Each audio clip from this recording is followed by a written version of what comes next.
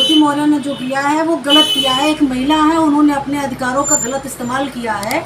घर का मामला था, इसको घर में ही उन्होंने अगर समझौता करके इसको सॉर्ट आउट कर लिया होता तो बहुत अच्छा होता। जैसा कि आपने कहावत सुना है कि एक मछली पूरे तालाब को गद्दा करती है, सेम वही चीज हुआ है कि एक महिला की वजह से पूरा महिला समाज जो है दोषी करार पाया जा रहा है, जिससे कई लोगों ने अपनी पत्नियों को। आप देख रहे हैं हेडलाइन अनुपम सवेरा। मैं हूं आशुतोष तिवारी। मैं इस समय मौजूद हूं निवर्तमान जिला अध्यक्ष वंदना उपाध्याय के पास। हम उनसे बात करेंगे आलोक मौर्य और ज्योति मौर्य के विषय में, जो इस समय सबसे ज़्यादा चर्चित है और लेकर पूरे इंडिया में यह इस समय फैला हुआ है, जिसको लेकर मुख्यमंत्री योगी आदित्यनाथ भी लगातार बयानबाजियां कर रहे हैं और तमाम नेताओं भी इस पर बयान कर रहे हैं। लोग लगातार ज्योति मौर्य और आलोक मौर्य के घर जाकर इस पर अपनी प्रतिक्रियाएं ले रहे हैं। इसको लेकर मैं निवर्तमान जिला अध्यक्ष वंदना उपाध्याय के पास बैठा हूं, देखता हूं उनकी क्या प्रतिक्रिया है और वो क्या कहती हैं आलोक मौर्य और ज्योति मौर्य के बारे में। मैम, स्वागत है आपका। बहुत बहुत धन्यवाद और आप लोगों को मेरा सादर प्रणाम, और जो भी इस चैनल के माध्यम से मुझे देख रहे हैं उन सबको मेरा जो है अभिनंदन।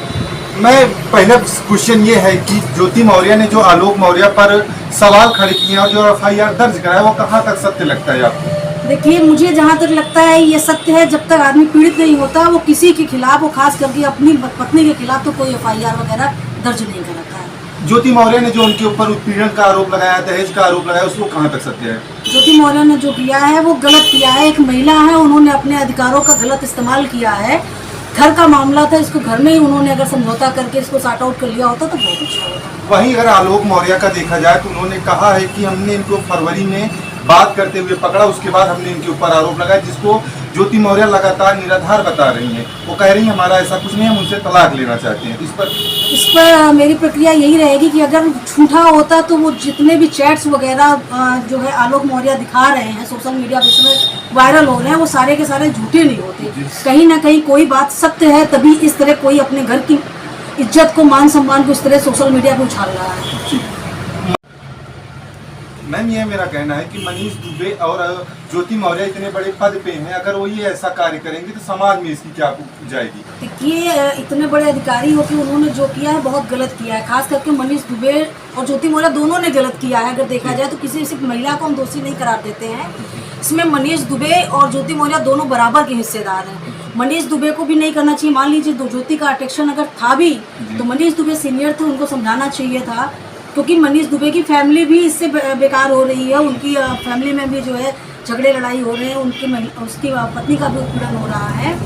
खास करके ज्योति मौर्य का जो परिवार है वो तो बिखर ही गया है, साथ ही मनीष का परिवार भी बिखर रहा है। तो जहाँ तक मैं जानती हूँ, एक्स गर्लफ्रेंड बॉयफ्रेंड थे अगर, तो आपस में बातचीत करके इस मामले को सुलझा लेना था, उसको इतना हाईलाइट नहीं बनाना चाहिए। मैं एक सवाल और करूंगा, जैसे ज्योति मौर्य एसडीएम है और आने वाली पीढ़ी जो लड़कियों की है, इस पर क्या असर पड़ेगा? क्योंकि आने वाले समय में जो लड़कियां पढ़ाई कर रही हैं या जो औरतें पढ़ाई कर रही हैं, उनके फैमिली बैकअप भी बिगड़ते जा रही हैं इसकी वजह से। देखिए, जैसा कि आपने कहावत सुना है कि एक मछली पूरे तालाब को गद्दा करती है, सेम वही चीज हुआ है कि एक महिला की वजह से पूरा महिला समाज जो है दोषी करार पाया जा रहा है, जिससे कई लोगों ने अपनी पत्नियों को जो है वापस घर बुला लिया है, उन्हें पीसीएस की तैयारी करने नहीं दे रहे। मैं उन लोगों से सभी से कहना चाहूँगी कि हर महिला एक जैसी नहीं होती।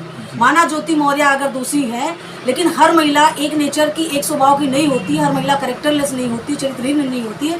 इसलिए उन सभी से निवेदन करना चाहूँगी कि वो अपनी पत्नियों को जो तैयारियां वो कर रही हैं उनको करने दें, क्योंकि इससे समाज में जो है महिलाओं का स्तर नीचे हो जाएगा। अगर वो अपनी पत्नियों को बुलाएंगे, सबके नज़र से देखेंगे तो जहाँ तक हम लोग कहते हैं कि यत्नारा पूजन्ते रमन्ते तत्र देवता, जहाँ नारियों की पूजा होती है वहाँ देवताओं का वास होता है।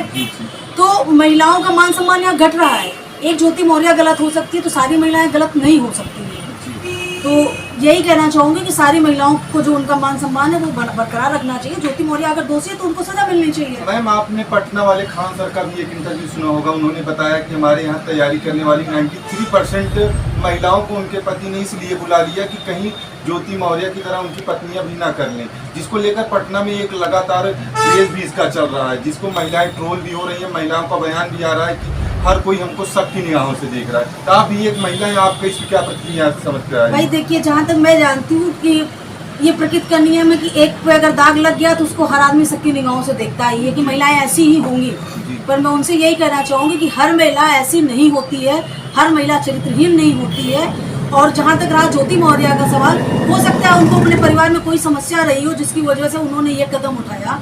और मैं ये भी कहूँगी अगर उनको ये कदम उठाना था तो उनको आलोक से पहले बातचीत करनी थी कि मैं किस वजह से संतुष्ट नहीं हूँ। अगर समाधान हो सकता तो समाधान करना चाहिए था, नहीं उसका कुछ सोल्यूशन घर पे निकालना चाहिए। तो उसको इसलिए हाईलाइट सोशल मीडिया पे करना या जो है अपने पति को धमकी देना, ऐसा नहीं करना चाहिए था। ज्योति मौर्य ने तो आरोप लगाया कि आलोक मौर्य जो है चपरासी है, मुझको अधर्म में रखकर उन्होंने शादी की थी।